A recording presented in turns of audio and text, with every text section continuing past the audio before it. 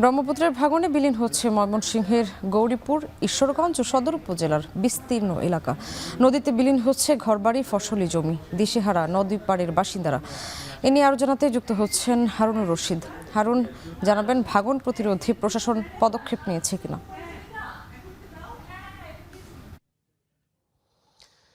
সাম্মি, ময়মনসিংহের গৌরীপুর, ঈশ্বরগঞ্জ এবং সদর উপজেলা, এই তিনটি উপজেলার ভেতর দিয়েই প্রবাহিত হয়েছে ব্রহ্মপুত্র নদ এবং এই ব্রহ্মপুত্র নদের কিন্তু এই মুহূর্তে ভয়ঙ্কর আকার ধারণ করেছে, যার কারণে প্রবল ভাঙন দেখা দিয়েছে এই তিনটি উপজেলার নদী পাড়ের এলাকাগুলোতে। এবং আমরা এখন যে জায়গাটিতে রয়েছি এটি ময়মনসিংহের গৌরীপুরের ভাংনামারি ইউনিয়নের খোদাবক্সপুর গ্রাম।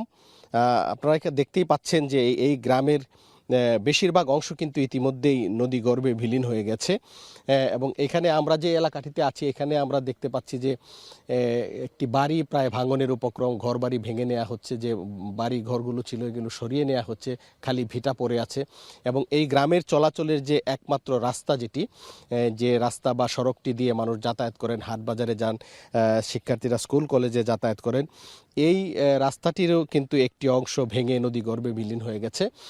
এবং এই রাস্তাটি পুরোপুরি নদীগর্ভে বিলীন হওয়ার একটি অবস্থার মধ্যে রয়েছে এবং স্থানীয়রা আশঙ্কা করছেন যে এখনই যদি প্রতিরক্ষামূলক কোনো ব্যবস্থা না নেওয়া হয় তাহলে এই সড়কটিকে আর কোনোভাবেই রক্ষা করা যাবে না। এবং এই অঞ্চলের যে গৌরীপুরের খোদাবক্সপুর, উজান কাশিয়ারচর এবং ভাটিপাড়া, এই যে তিনটি গ্রাম রয়েছে, এই তিনটি গ্রামে কিন্তু চরম দুর্ভোগ দেখা দিয়েছে এবং এই অঞ্চলে যারা মানুষজন রয়েছেন তারা একেবারে ঘুমহীন অবস্থায় রয়েছেন।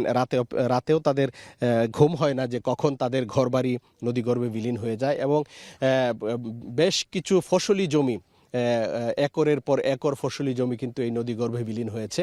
এবং গত এক বছরে অন্তত এই গৌরীপুরের খোদাবক্সপুর, উজান কাশিয়ারচর এবং ভাটিপাড়া এলাকার প্রায় 20 থেকে 30টি পরিবারের যে ভিটে মাটি সেটি কিন্তু নদীগর্ভে বিলীন হয়েছে। আমরা দেখতে পাচ্ছি যে এই এলাকাতে পানি উন্নয়ন বোর্ডের পক্ষ থেকে কিছু প্রতিরক্ষামূলক কাজ করা হচ্ছে, অর্থাৎ যে এলাকায় বেশি ভাঙন সেই এলাকাতে কিন্তু বালির বস্তা ফেলা হচ্ছে, জিও ব্যাগ ফেলা হচ্ছে।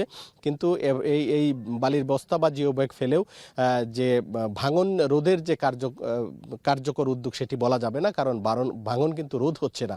এক জায়গায় বালির বস্তা ফেলে প্রতিরোধ করার চেষ্টা করা হচ্ছে, কিন্তু পাশেই দেখা যাচ্ছে যে অন্য জায়গায় ভাঙন দেখা দিয়েছে এবং সেই বালির বস্তাও কিন্তু নদীগর্ভে বিলীন হয়ে গেছে।